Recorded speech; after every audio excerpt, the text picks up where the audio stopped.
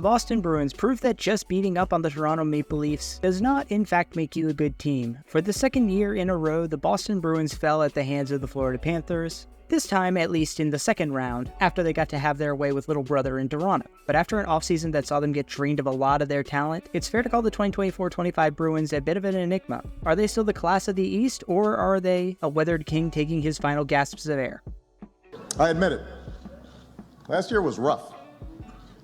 The Boston Bruins started last season by going on a casual streak of winning 14 of their first 18 games. No big deal, only one regulation loss in that first stretch. And unlike most other teams that struggled to make the playoffs, the Bruins didn't have one of those ugly, uncharacteristic losing streaks or downward skids. They were pretty consistent over the rest of the year, limiting the bad losing streaks and downturns throughout the season. The Bruins played pretty much the same style they've always played, very aggressive up front, solid on the back end, with two stellar goalies in net. And that was good enough to get them second seed in the division, securing them yet another matchup with the Toronto Maple Leafs in the first round of the playoffs, which they once again took in a seventh game in heartbreaking fashion. In the second round, though, it was their turn to be the little brother as they faced off against the Florida Panthers for the second straight year in the playoffs. It was a pretty competitive series, went to 6 games, and the Bruins put a few beatings on the Panthers, but ultimately the eventual Stanley Cup champions were the ones who got the better of them, eliminating the Bruins in 6 games.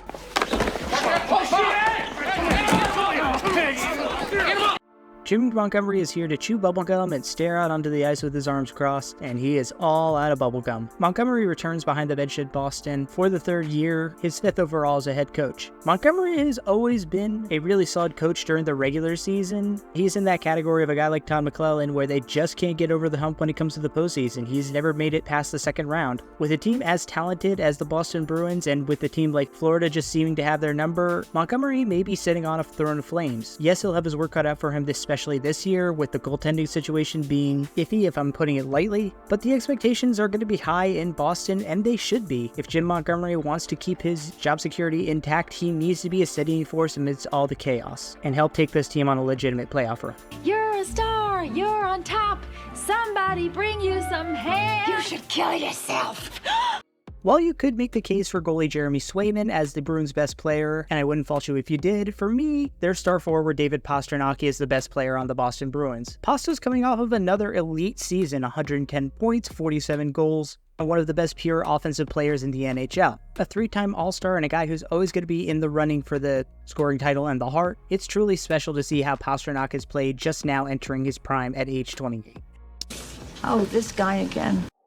And Pastrnak will be getting some help on that first line ostensibly. Elias Lindholm, brought in free agency, will provide the playmaking presence, while Pavel Zacha will provide offensive pop with his shot and his big body. On the second line, Charlie Coyle will be the pivot between everybody's favorite rat and somehow Bruins captain Brad Marchand, with the young slick-moving Connor Geekie on his opposite wing. Trent Frederick, a great two-way player, will be winging the third line with the young Matty Poitras, a player who seemed to show a lot of promise and potential last year, but sort of faded a little bit down the stretch, along with Justin Brazeau, who I literally have never seen in my entire life, which is hard considering the fact that the guy is 6'5", 220. The fourth line will be made up of a bunch of journeymen, including power winger Max Jones, lumbering center John Beecher, and the feisty Mark Kastelik. On the back end, Charlie McAvoy is still here as the Bruins' #1 defenseman and one of the more underrated defensemen in the NHL, but now he'll be anchored with the newly acquired Nikita Zadorov rather than an actual first-pairing defenseman. Behind the two of them on the second pairing are Hampus Lindholm, a 200-foot defenseman who can play PK, PP units in a pinch, offers some offensive pop and blocks a ton of shots, and pure shutdown defenseman Brandon Carlo. Just a really solid complementary duo there on the second pairing, and one of the better ones in the NHL. Finally, on the third pairing, it's peak Bruins, Andrew Peak to be exact. Even though he's not very good, he'll be paired with Mason Lohiri, who's one of my favorite young shutdown defensemen. In goal, Jeremy Swayman is back, one of the best goaltenders in the NHL, who was seeking to get paid like it.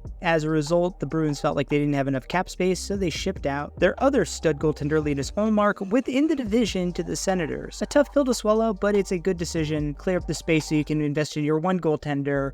Except the Bruins then didn't do that. Swayman's been holding out, hasn't been paid, and at risk to miss this entire season and put Jonas Korpisalo as their starting goaltender. If that's the case, God help you, Boston. You are so unbelievably gigafucked.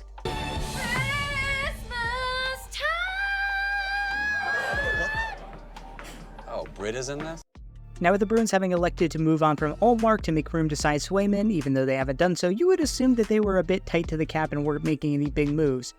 You would be incorrect. Despite the fact that they let guys Jake DeBrusk walk in free agency, they also went out and spent some money on big contracts for mediocre players. Nikita Zadorov getting a 6-year, $30 million deal is just quite frankly puzzling to me. The contract and the term are just ridiculous for a guy who's a below-average second-pairing defenseman and is now going to be forced to play on the first pair along with Charlie McAvoy. But wait, there's more. They also went out and paid big money for Elias Lindholm on an even bigger 7-year, $54 million deal. At least Lindholm is ostensibly a first-line center, but I have no idea why you would pay a guy almost $8 million a year just as he's about to hit 30 when he's only cracked 70 points in a season 2 times. Yeah, he was playing for a bad Flames team, but I just do not get the investment in this guy.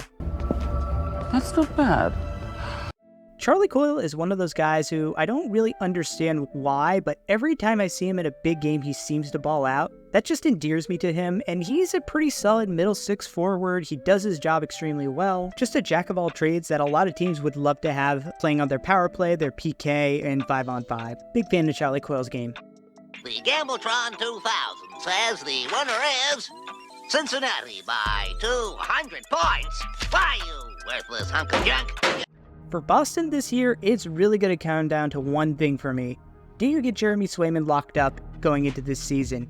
If you have him, I think the Bruins are at the top of the Atlantic Division. They'll be right back where they were last year. It's the number 2, maybe the number 3 team. Maybe even win the division if the Leafs and the Panthers take a step back. But that all goes out the window if Jonas Korpisalo is your starting goaltender for this year.